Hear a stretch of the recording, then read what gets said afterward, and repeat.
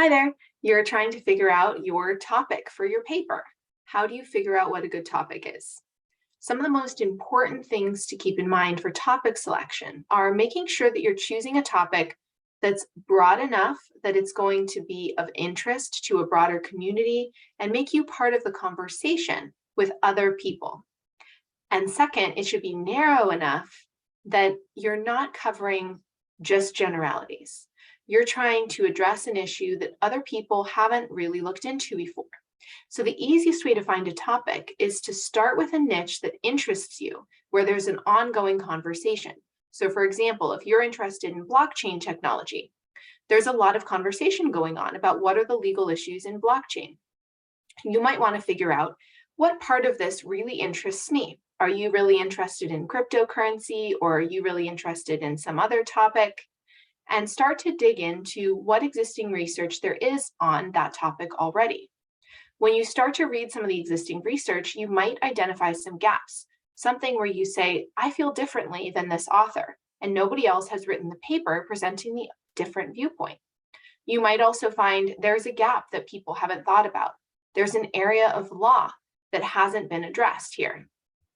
You might find that you can combine multiple interests. So for example, if you have an interest in corporate law and you also have an interest in autonomous vehicles, you might want to see if there are ways that you can combine those two interests.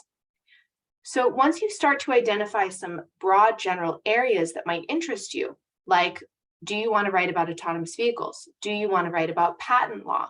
Do you want to write about some other niche topic that's of interest to you? Then you need to start digging through what is the existing conversation. To do this, you're going to run search terms both through Westlaw and SSRN, as well as Hein Online. Now, all of these resources should be available through the library. You're going to run searches for the topic, the high-level topics that are of interest to you.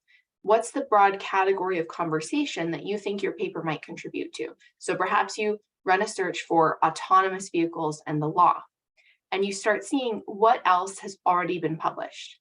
You're going to try to make sure that your topic is novel. That means that it's something that nobody else has previously written a paper about.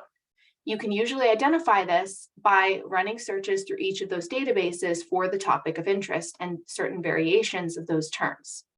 Second, you want to make sure that your topic is not obvious. This is very much like some of the categories for patent law, right? We know that something needs to be novel and non-obvious in order to be patentable. So in addition to being something nobody has talked about before, it should be something that's actually interesting, something that we don't already know, even though people aren't really spending a lot of time writing about it. Now, this is something that you can figure out by, again, digging through some of the other conversations that are happening in the field to see what people are talking about and what they're assuming behind the scenes. Last, another great area of student papers is to try to do the work that others aren't doing. So something that you can do is to look through existing papers and see if there are any assumptions or other types of assertions that are not supported with an adequate citation. So perhaps they make a broad general statement about cases in this area of law are increasing.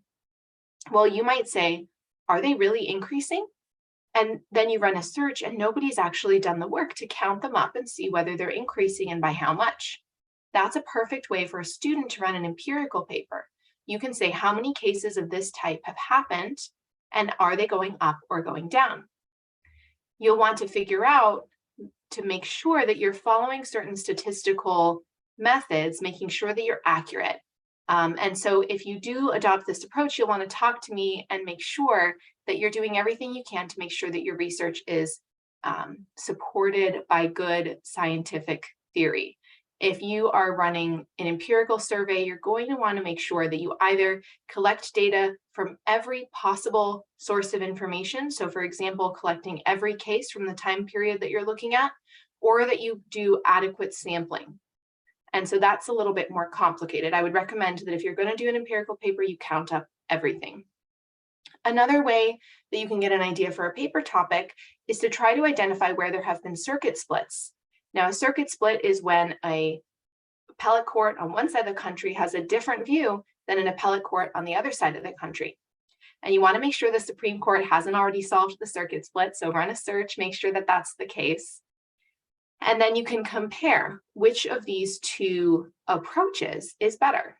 And you're going to want to dig through some of the research, perhaps look at those unstated assumptions again, and figure out what you think. Which of those is better? How can you help to really drive the conversation forward? Perhaps what's missing from a lot of that case law is a complete historical analysis. Oftentimes, judges don't have time to dig into the history the way that students or law professors do. So you could provide a great service to things like circuit splits by digging into the history of all of the cases that are cited on those issues to figure out, is there something that's missing that helps us to answer which one of those approaches is the best one? All right, good luck selecting your topic and reach out to me if you have questions.